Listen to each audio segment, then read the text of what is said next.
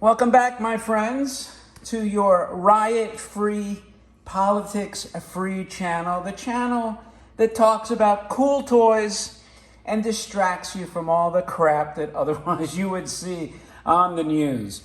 So with that said, today I have this very cool battery-powered mobile satellite tracking station, which was distributed by Cragstan Toys. This toy is very unique in a few ways, but I think one of the most unique features of this particular toy is that massive antenna. And I mean massive because it is about 3/4 of the length of the actual toy. Now put it in perspective, for let's say a 15-inch robot to have the equivalent proportional antenna, it would have to be a 10-inch tall antenna, which you never see. So the antenna is also unique for a lot of features. Now, you've probably seen this toy. It's not crazy rare. However, the construction of this antenna, first off, the material is like a bakelite here, as you can see here by the texture. Now, this was a 60s toy, made in the era of bakelite radio, so it's no surprise.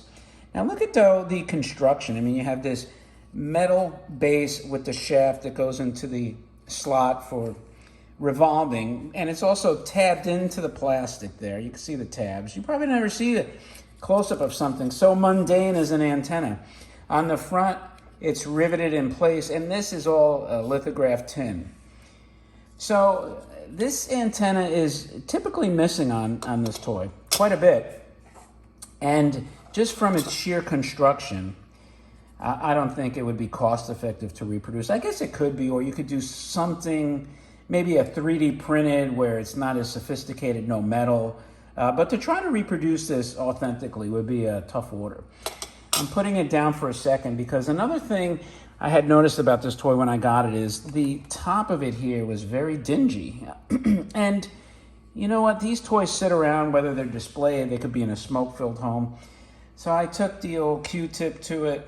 You could see the dirt that was coming off. And actually, this is the second Q-tip.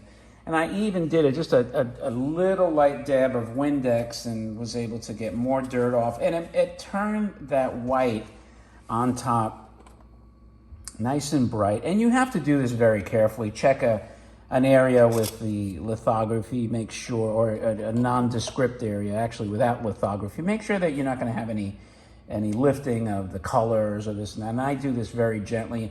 Typically, I just don't have it out right now. Box somewhere, but there's some very light mild liquid waxes that I've just put just a little drop, and even the mildest liquid wax can have abrasive, so you have to be very careful. But the point is, you can actually clean some of these toys. I mean, you have the option. You can leave them dirty, faded, dingy, or you can just get in there and attack it very, very carefully so that you don't damage anything. So I'm just letting you know that sometimes you can have that option. Now, this box is pretty cool. It's a very graphic box. You have the satellite there being tracked. I guess they're tracking the satellites. Nice depiction of that antenna. I'm surprised they didn't put Cape Canaveral on it like they did, although they have it on the header of the bus, right? And they have the astronaut. And just look, it's got a cool rocket. You know, we have to really take time to appreciate. There's your Y logo. You know, appreciate the artists that created these beautiful boxes, because these, after all, these are created by people with a lot of skill, a lot of art skills. There's your side panel.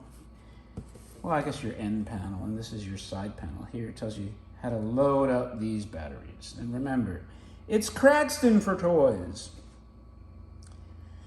I guess so. Anyway, so the bus itself, you know, this is the second time I'm filming this because I was going to tell you, be careful with this antenna, don't drop it. And then my beautiful dog came behind me and made me drop it. Refilmed the whole thing, and I held my breath and made sure it didn't crack. Thank God. But here's the toy itself. You can see these cool, what would you call them, drivers? Kind of like chauffeurs with the hats. Cops, security. But they're the drivers of the Cape Canaveral satellite monitor. So it is satellites they're monitoring. Here's the I don't know. I guess this gentleman's in communication. He's running probably the logistics. I think he's got like a couple of Slim Jims on the side, so if he gets hungry, here's your rear, and here's your controls how to turn this on. Now this will be tough to film. I probably will take the camera off of this box that it's sitting on. My stable platform. There's a lot of people in this bus. And more equipment, right? Whenever they have the equipment, it's so cool. You know, they take the time to lithograph reflections in the windows. Just very, very cool. Yellow wheels, because why not? Yellow is cool. And then the top, of course, has some spotlights and your siren in case they're launching something with radioactive elements. They don't want to come back, or gamma rays, right? They don't want it to come back to Earth and create a few hulks, right? So, you know, I'm going to first see if I can get this satellite on film, on camera, on frame without turning off the light. There we go.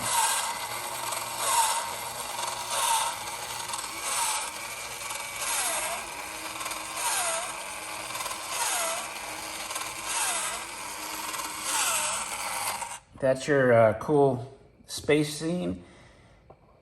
And now let me take this out. I don't know if it's really worth to try to follow this guy around, but we'll do it.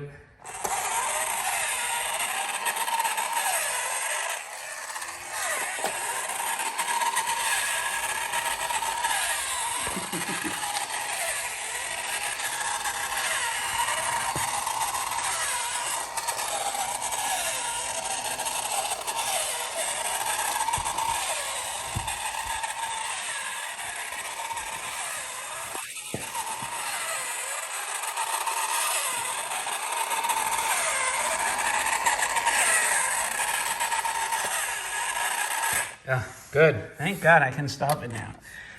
That's the issue, right? When you try to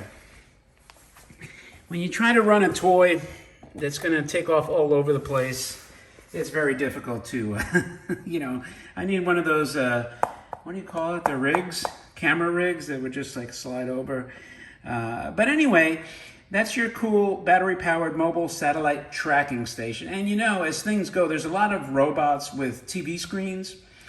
And a lot of them are very affordable, but whenever you get a toy, it seems, especially a space toy with a TV screen, whether it has a robot pilot or an astronaut driver, they are very expensive. Something about having the TV screen in the space toys that makes them very, very desirable. So, and this is no exception to that rule. Anyway, listen, thanks for joining me, and for all the new members, thank you for subscribing. And if you're lurking or you just are checking out these videos and you like them, hit the subscribe, man. Hit the thumbs up and leave a comment. I would appreciate it. With that, I'll talk to you later.